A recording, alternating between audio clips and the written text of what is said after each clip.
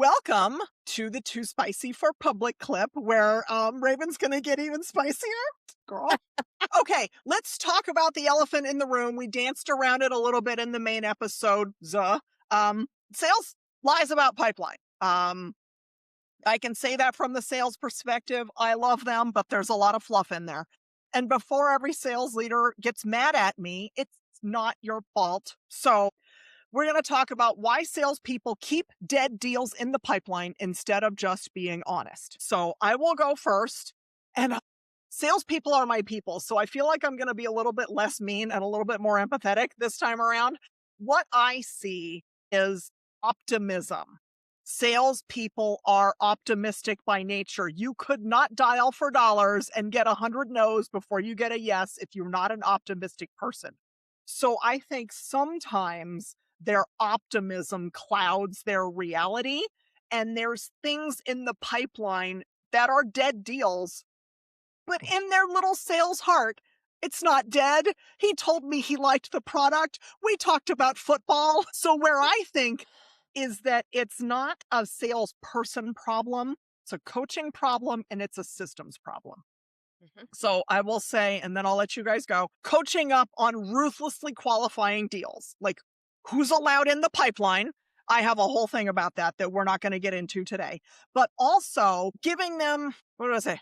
Systems problem. Shit, I got lost. It's a systems problem. You have a process. It is repeatable. It is documented. And that qualification goes in that system. And then you coach them on how to qualify. And that's how you get a pipeline that's not full of rainbows and unicorns and fantasy. Now, let's see, Valerie, I want to pick on you first or second.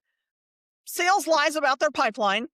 Why is that wrong? What can we do about it? It definitely happened in forecast call where I know a deal is slipping and they're still committing. So I'm like, okay, is this a lie? What's going on? And so on. It's just like your gut feeling tells you something is really off. And it happens more often than you think. Because we all talk, we kind of get the sense, we kind of know what's going on, but it's still in commit in a high probability. But what I do before calling all, I usually look at our comp plan because sales is all about behavior. So sometimes I look at the comp plan, I'm like, oh, did we structure a comp plan that creates a different behaviors that trigger a certain behavior on having the comp plan there? Or it comes back to what you mentioned, Summer. It's like, as a definition, it's like, what do we do in the behavior reinforcing it? Because we tend to reward the carrot, not the stick. So we kind of know how it works. So yes, I've seen often at forecasts, it's inflated. Everybody's trying to move the needle, but is it a behavior based on comp plan and reward? So is it operationally that way? Or is it because it's process, because the definition and we don't reinforce it? So there's a lot of that. So they align. I think it's all about alignment on, again, maybe definition and behavior, but definitely I've seen it often. So mine saying when I support sales, I do ask the questions and I do double check how we reward the behavior. We do not have time for comp strategy, but I'm forming a panel in my mind because I had a CFO on earlier this year and we talked about comp strategy. So look out for the email. Okay. I want, before I have Raven's take, like, give me real punchy, the top 2, maybe 3 red flags when you're in a forecast meeting, when you're like, ooh, this is bullshit. What are the red flags for you, Valerie? Like when somebody's like, oh, this is totally going to close this week. And you're like, girl, no. It depends. If you look at good enterprise deals, it's going to close. You're like, yeah, where's the PO? Where's the confirmation? Like you could actually look at what's going on. Where's your SOW? Where it is, it's obviously. So these are the ones, your outlier deals that you know right away. And the other one is like, you just ask a direct question. What's your level of confidence? Because that puts their accountability. If you think about like everybody has their own, they're like, yes, instant commit. But if you flip it around to them and their personal values and you say, well, what's your level of confidence on it? They're not going to lie. So it's a question of making sure you're asking the right questions to double click. So for me, it's confidence level. And making sure you have proof behind it, or just show me or you say it's going to close, but why? Like, what's the triggers? What did you see to the close? Is it a call? They're going to just tell you like what make you sure that it's going to commit. So then you can make your own decision or validation, because that's where we add judgment. And it doesn't make sense if the manager adds judgment, everybody adds judgment. It becomes this other big bucket where that's another podcast of itself. But to understand the root cause, I'm like, what's going on this deal? What's the double click? What tells you is coming? Like, help me understand how you see it. And then from there, we could, take Yeah. action. I'm glad you brought it to the why, because I will tell you from a sales perspective, they are always confident in their deal. And they will tell you that they're always confident in their deal because they're optimistic. So it's like, why are you confident? What is the trigger? What is going to make it close this time when it didn't close last Or quarter? it's The why timing, is right? super important.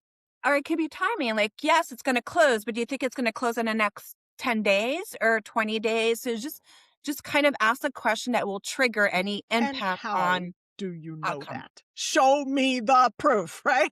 Show me that so I can show you the money. Totally. All right, Raven.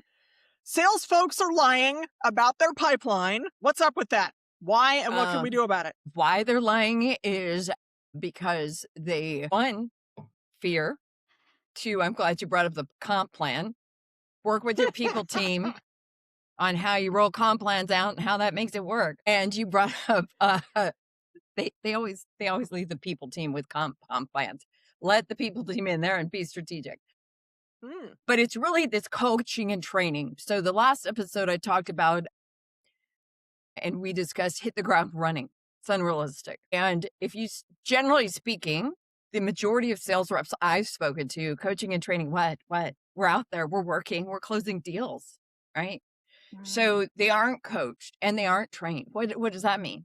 They're not valued. They're not respected. Their time isn't taken into account, right? mm, And so that's why they lie, because they don't know any different. They just know if they don't give these numbers, right? It can be as simple as they're confident about it. To your point, Summer, that they never want it to die.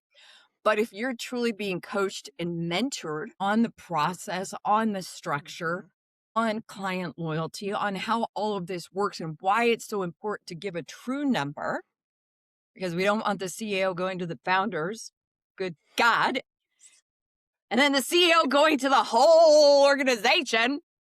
going to the Oh, the board, don't even get me started. Lord Jesus. And then, the numbers don't work out. And then the board comes back and then we get all hammered. And then it's on the, all hands meeting, town hall meeting, whatever you want to call it, that meeting. And we're like, wait a second. Last quarter, we had like 6 million bazillion pipeline fucking dollars. Where did it all go wrong? Nobody was telling the sales truth. work harder. Exactly. Right. And then it's that blame game we talk about, right? So you have to put in time. Again, this comes to the top, a structured process on coaching, mentoring, and fucking training. And you do it. You fucking do it. And stop saying you're too busy doing stuff like closing deals. Oh, are you?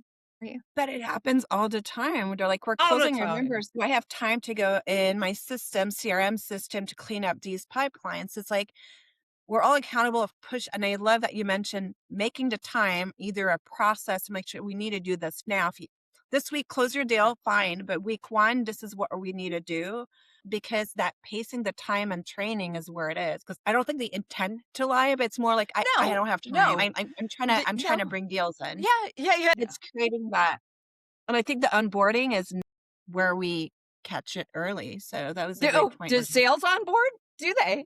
I would love to see it. Sorry, sales, but that's what I always hear. Always later on the back end in an employee engagement survey and real conversations. Oh, my onboarding. What do you mean? Like the 30 minutes that I read the paperwork? Yeah, I was like, wait, didn't your manager get with you? No. Yeah, so don't. Huge problem. Yes.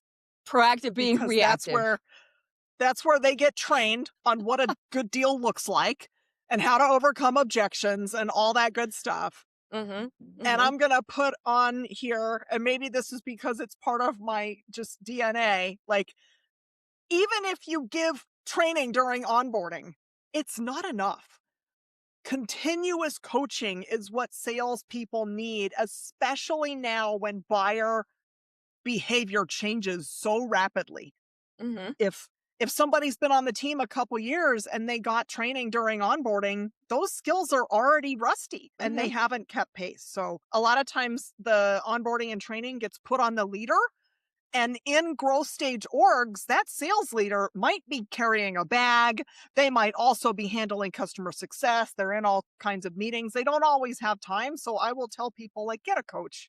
Just outsource the coaching if you have to, but regular coaching, they absolutely need. And then, uh, go ahead, because I I've have heard one extra thing that I'll leave with. Go ahead. Yes, all the fucking time. All the fucking time. Oh, we've made the decision, executive decision. Sales isn't going to be in training. They're busy closing deals. So they haven't fucking been in training for a year. And then what happened? Then what? Who does that? Stop it. Stop it. Yeah, they do have time for training because maybe it's just, it could be an hour a week. It's What are you 45 talking minutes about? a week. somewhere. Like it's going to pop up. Somewhere. You'll get in the forecast call and the numbers won't align. And then, everybody's going to be pushing of what this means and what it is. And then it's going to trickle down. So there's no winners at the end of the day. So, Nope. Yeah. Yeah. mhm. And one of the things that you learn in sales coaching is that the buyer is lying more than the salesperson. The salesperson is being faithful and they're telling you what they were told. Yeah. The buyer is the one who lies. Oh, we're so interested in this software. Great. We'll sign up next week. Just send us the contract. And meanwhile, they have no intent. And then they just go nowhere. And that salesperson is just believing them sometimes. So that's the Mhm. things that you get coached up on in sales coaching is how to know when the buyer is lying. Yes. Mm. Because they Yes. Yes. And then that saves the employee from all of this Mhm. stuff. It saves the Mhm. manager. It saves the CRO from the blame game, the infighting, all of these different things. So that's all proactivity, though. Imagine that Yes. instead of a reactive, toxic culture. I love it. So as it turns out, it's not the salesperson that's the bad guy. It's the buyer who doesn't know how to say no. I like That's that. right. Okay. There we go. The enemy's out there. Okay. Well, thank you for coming back again and for being a little spicy with me. It's super fun. Anybody watching the spicy clip, if you want to hear more from these ladies, I will drop them in the link as well. Thank you.